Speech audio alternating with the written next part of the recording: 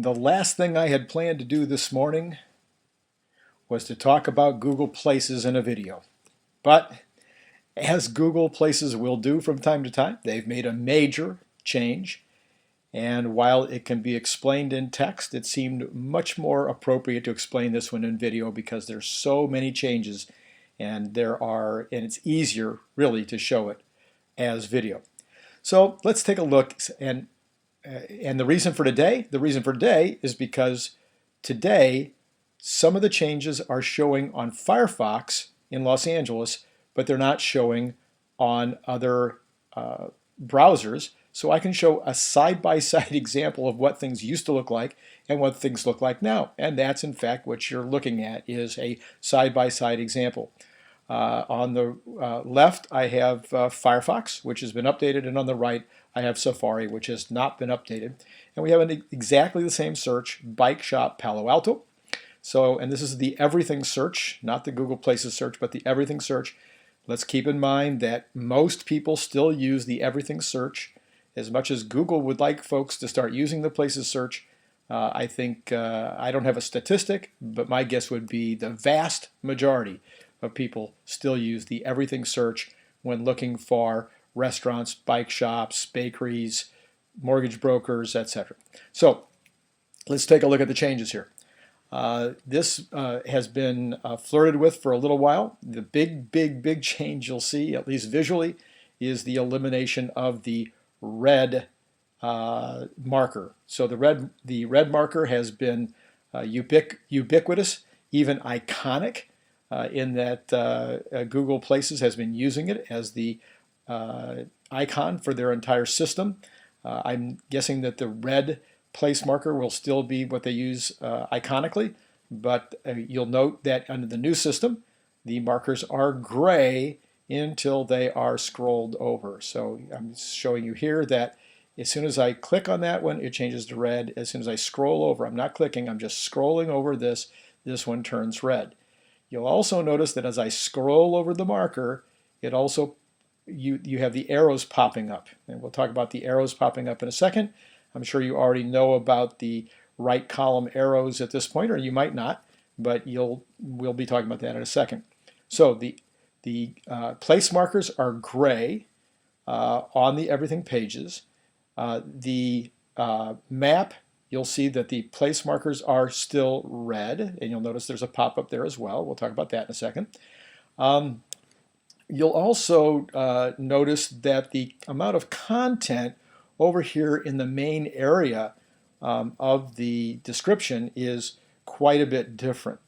So you have a shorter description in the new one than you did in the old one. This one is not a good example, but if you look down here at this third one, there was a much larger and longer description that was, and basically those descriptions now, according to most resources, those descriptions are not the description that you've given in your Google Places description, but rather it's what Google has selected from among different algorithms that they use as what they're going to use. It might commonly be the tag description that you're using on your website if you have a website associated with your Google Places, or even if you don't.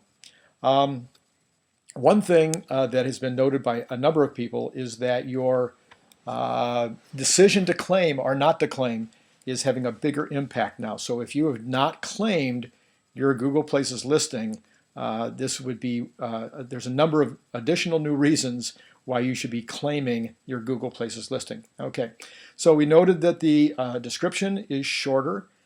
We've also might notice that the reviews, you see the reviews outside of the Google world, reviews on Yahoo, Insider Pages, etc.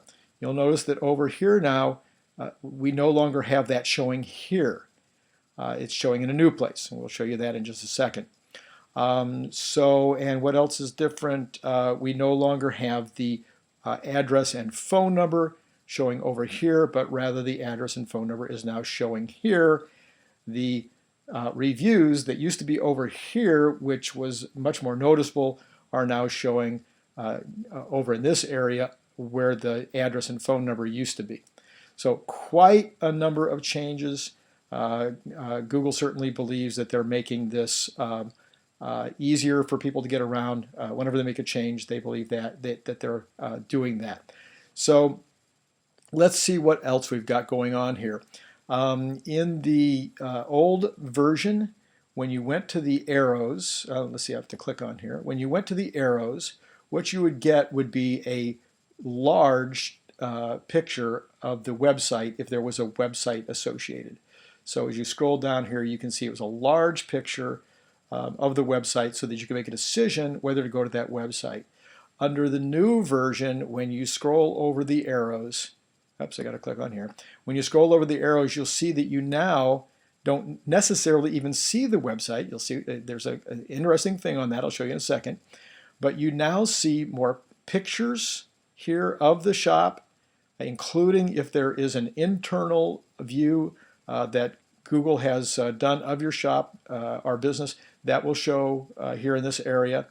You have now an at a glance section that gives more of the details of your business here as opposed to having to go into Google Places itself. And you have the reviews are all now down here instead of being over here. So all of those things have been changed in this new Google Places look. Now, interestingly, depending on the width of your shot, you get more content. So you'll see now that the thumbnail of the website does show if you widen the view. So if you narrow the view, that goes away. If you widen the view, you now do have the thumbnail of the website showing inside. You also, the at a glance and the more reviews still stays, but the wider you go, the more content you get. Now if we take away this arrow, we don't show the arrow anymore, we go back to a non-arrow view. As you widen the page, you widen the map. So that's a new version, that's new to this version as well. The reasons for all of these, as I said, are generally speaking to help the client, the viewer, the person who's doing the search, help them to be able to navigate and find what they're looking for faster. Can't say for sure whether this is going to do that, but these are the changes that we're facing. Also, when you look at a narrow view of the site, you'll see that we now have a very vertical map, and that's going to allow for more space for ads. So look for that. Also, the total amount of space taken vertically by these ads or by these listings is now pushing content, the organic content, further down the page. Now, sometimes there will be content above these Google Places listings. In this case, though, you can see the very top of the page starts with Google Places listings. I expect that to become the norm, especially for things that are clearly brick and mortar locations. All right, another major change is when you look it up differently. So now we're going to look it up as you're looking up the specific location. So in this case, we've looked up one of my clients, PV Bicycle Center. I can't get this to go away. Just a second. So we've looked up PV Bicycle Center.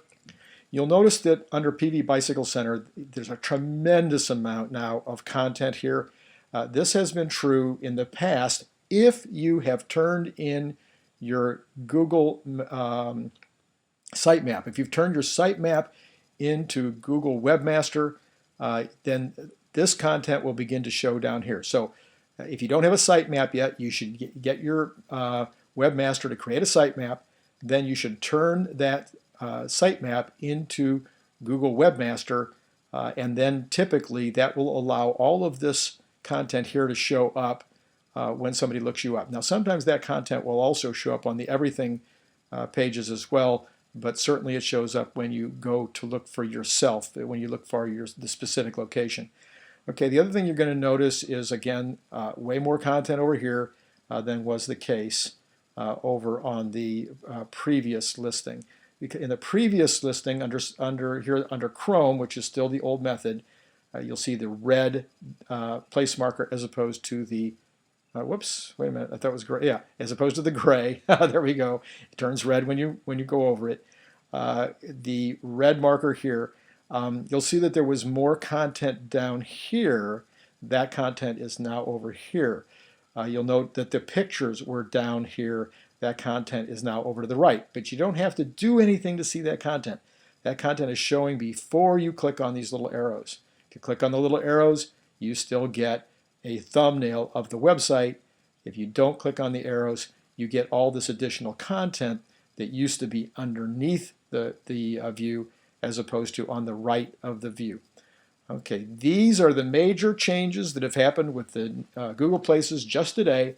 Highly recommend that you claim Google Places.